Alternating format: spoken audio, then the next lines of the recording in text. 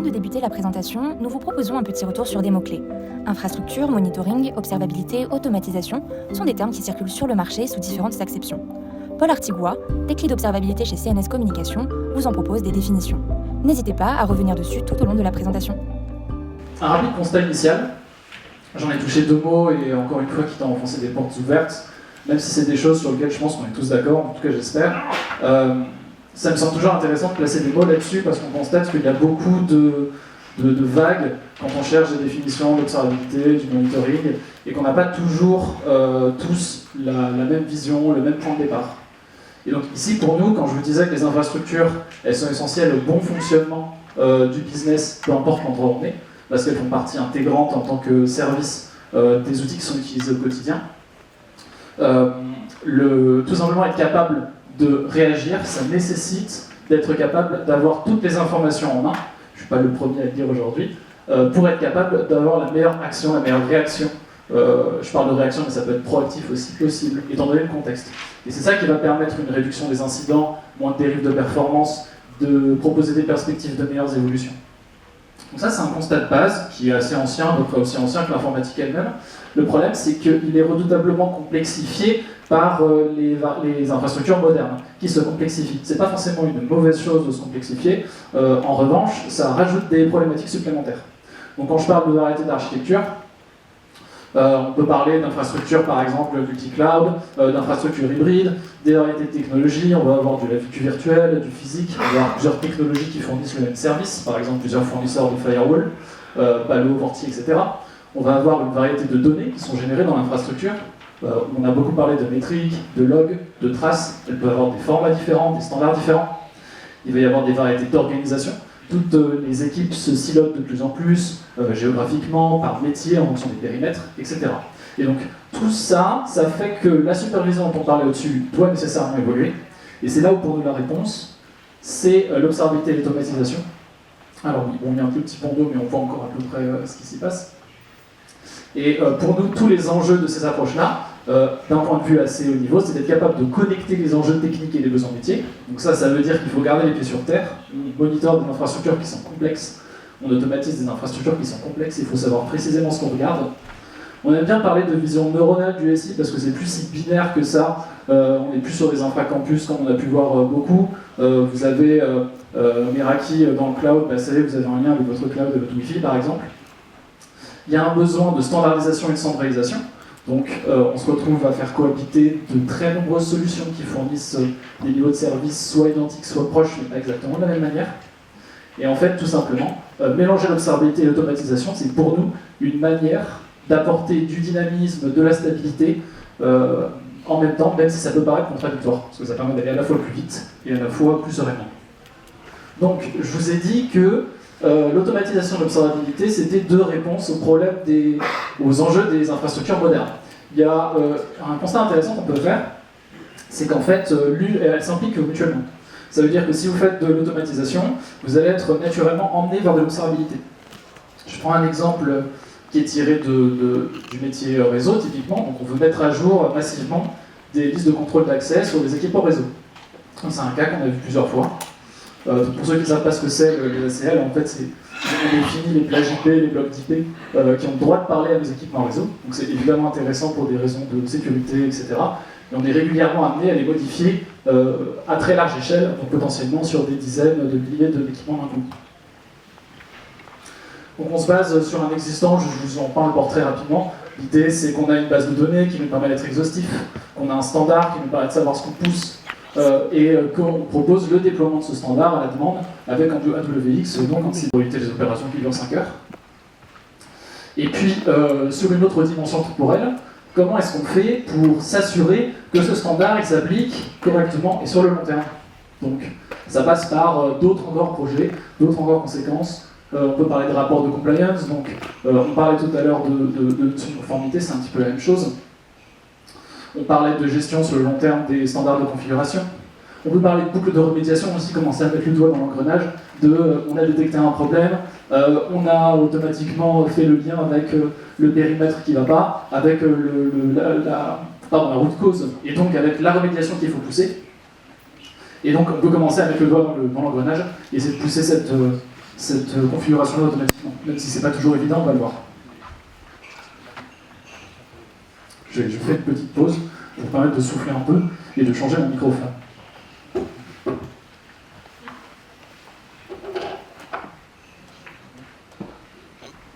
Ouais, c'est bien. Pas bien. Donc on a vu un premier rapprochement donc de l'automatisation vers l'observabilité. On va voir pourquoi l'observabilité ça emmène aussi vers l'automatisation. Donc supposons que on a un client qui a du Wi-Fi chez lui. Donc il y a plusieurs solutions qui cohabitent. Il y en a plein. On peut prendre au hasard Catalyst et Meraki. Donc c'est un environnement qui est multiconstructeur et on a envie que ce service Wi-Fi soit fiable. Donc évidemment, avec tout ce que vous pouvez imaginer, voilà, on parlait des sysadmins pénibles et irrités tout à l'heure, il y a exactement le même souci avec le Wi-Fi quand on vient leur dire que le Wi-Fi ne marche pas alors que l'utilisateur n'arrive pas à ouvrir un PowerPoint. Mais toute la difficulté, c'est de savoir comment est-ce qu'on lui explique que c'est pas forcément la faute du Wi-Fi, comment est-ce qu'on fait en sorte d'être proactif par rapport à ces problèmes-là, et comment on résout les problèmes de culture entre les sites qui ont accepté que le Wi-Fi ne fonctionnait pas et qui ne s'en plaignent plus, et ceux à l'inverse qui sont perfectionnistes et qui sautent au moindre petit décalage. Donc je vous passe sur le déploiement d'une solution d'observabilité parce que je suis sûr que vous savez très bien comment ça fonctionne. En revanche, je vais parler de comment est-ce qu'on automatise ce déploiement. Donc on ne va pas forcément déployer une solution, c'est-à-dire de monter soit en SaaS, soit on-prem, un ensemble de collecteurs, de bases de données, etc. On parle aussi de comment est-ce qu'on interconnecte cette solution, cet ensemble de solutions, on peut parler de plateforme aussi, avec une infrastructure qui est changeante. C'est-à-dire une infrastructure dans laquelle on va rajouter des équipements, on va en retirer, on va en changer de type, ces équipements vont évoluer, vont être mis à jour. Potentiellement, parfois, ils ne vont pas marcher comme il faut.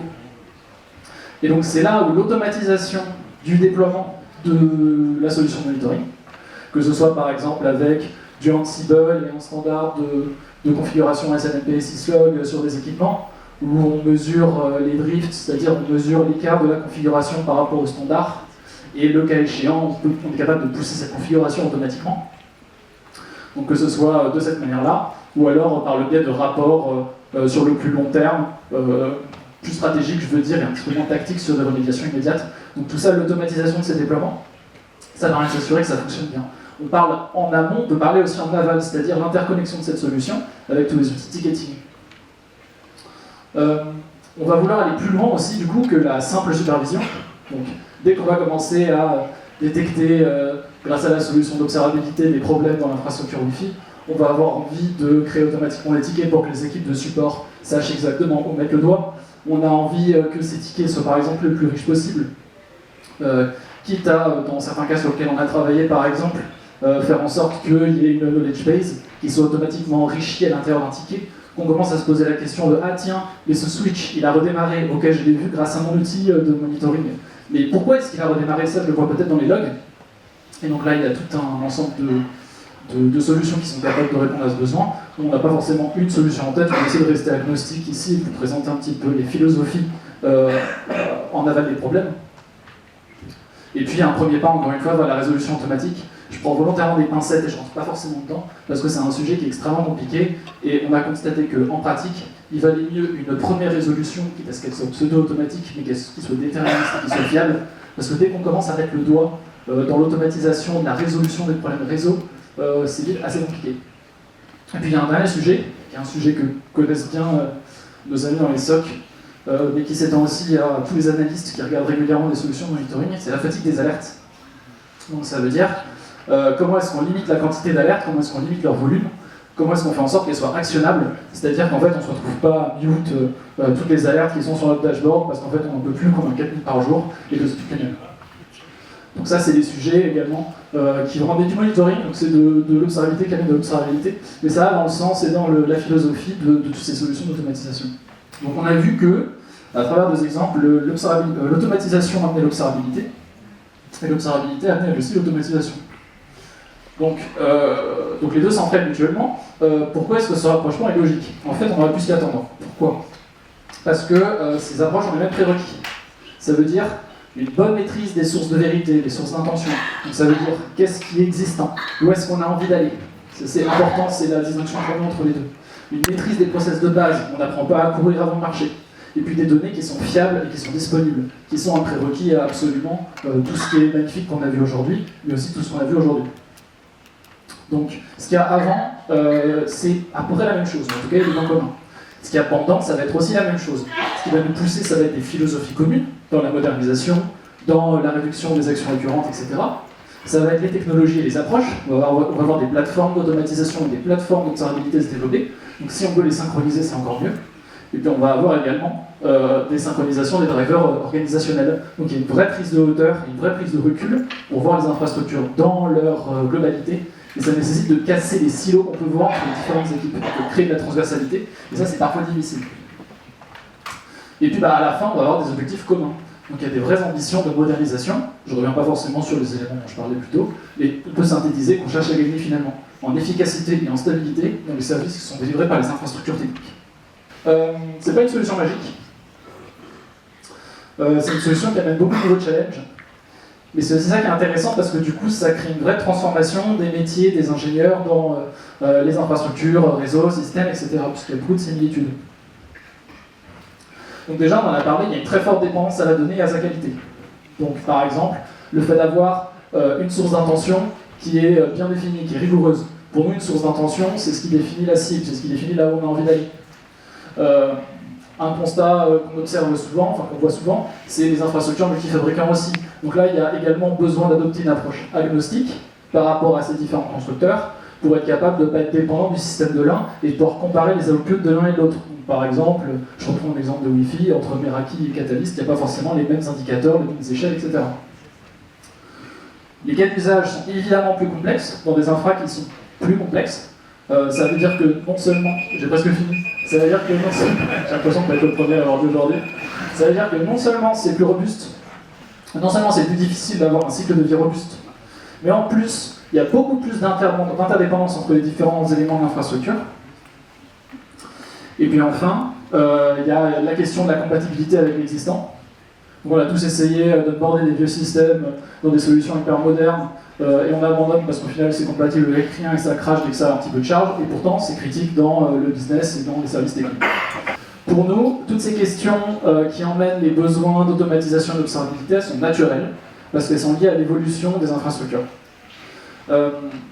En fait, l'automatisation et l'observabilité vont un peu se rejoindre finalement, parce que l'une va emmener l'autre, les philosophies vont être les mêmes, en tout cas c'est comme ça qu'on va le voir, et ça va amener une vraie transformation de la manière dont on voit l'ingénierie dans ces infrastructures, parce qu'on va beaucoup prendre de hauteur, s'éloigner du métier historique dans lequel on était né dans les consoles, et commencer à réfléchir en termes de plateformes, d'interconnexion, de standards, etc. Merci à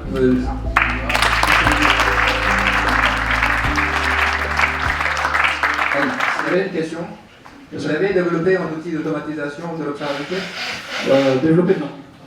Vous utilisez quoi comme outil d'automatisation du coup?